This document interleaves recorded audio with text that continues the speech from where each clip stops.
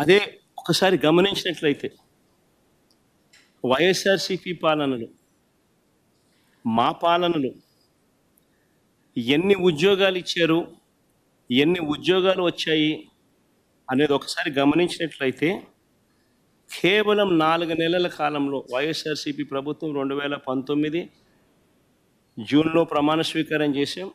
October కల్లా, గాంధీ జయంతి కల్లా ఏకంగా 1,30,000 ఉద్యోగాలు గ్రామ వార్డు సచివాలయాలలో మన పిల్లలు పనిచేస్తూ కనిపించేట్టుగా చేశాం.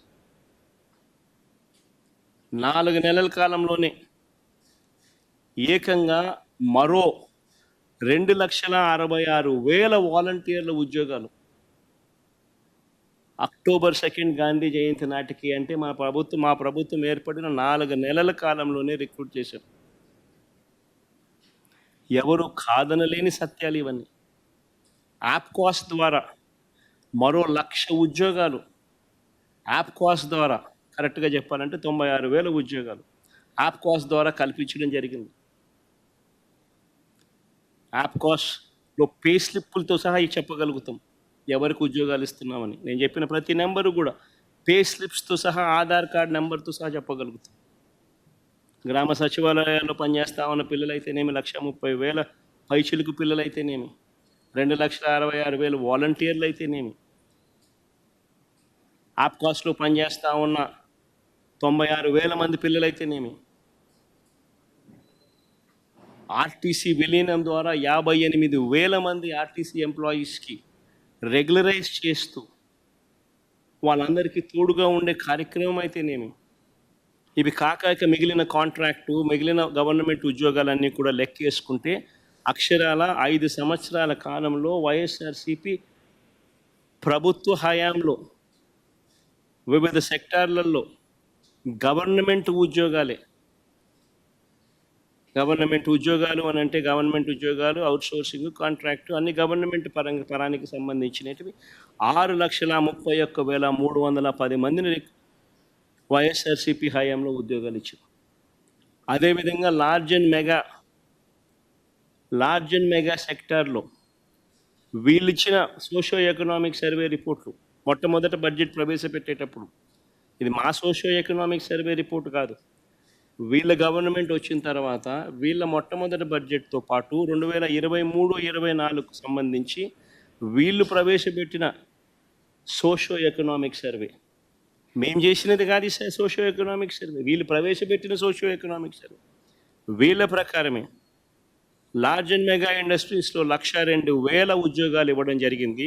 ఎంఎస్ఎంఈ సెక్టార్లో ఈ వైఎస్ఆర్సీపీ హయాంలో 2019 నుంచి 2024 మధ్యలో ఏకంగా 32,79,970 ఉద్యోగాలు ఇచ్చారు.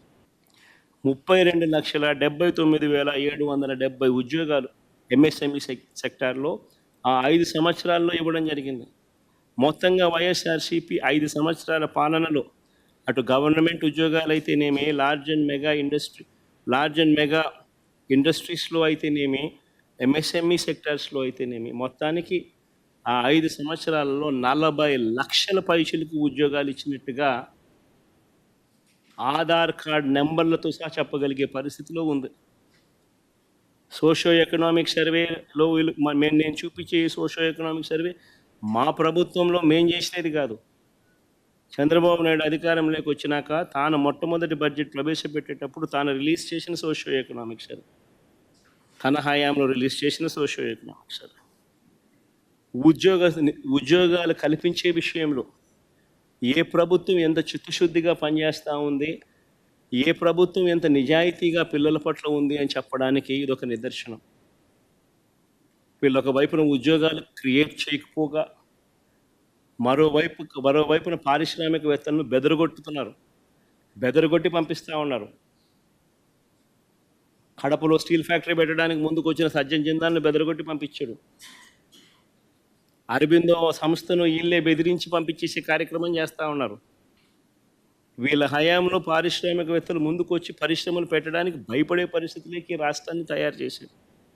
మరోవైపున చూస్తే ఉద్యోగాలు ఒకవైపున రాకపోగా మరోవైపున నిరుద్యోగులకు ఇవ్వాల్సిన నిరుద్యోగ భృతి 3,000 రూపాయలు ప్రతి నెల ఇస్తానన్నాడు. ప్రతి నిరుద్యోగికి ఈరోజు ఈ 2 బడ్జెట్ల పుణ్యాన ఏకంగా నేరుడు సంవత్సరం 36,000 రూపాయలు, ఈ సంవత్సరం మరో 36,000 రూపాయలు, 72,000 రూపాయలు ప్రతి నిరుద్యోగికి బాకీ పడ్డాడు. ఎగరగొట్టాడు, ఎగనామం పెట్టాడు.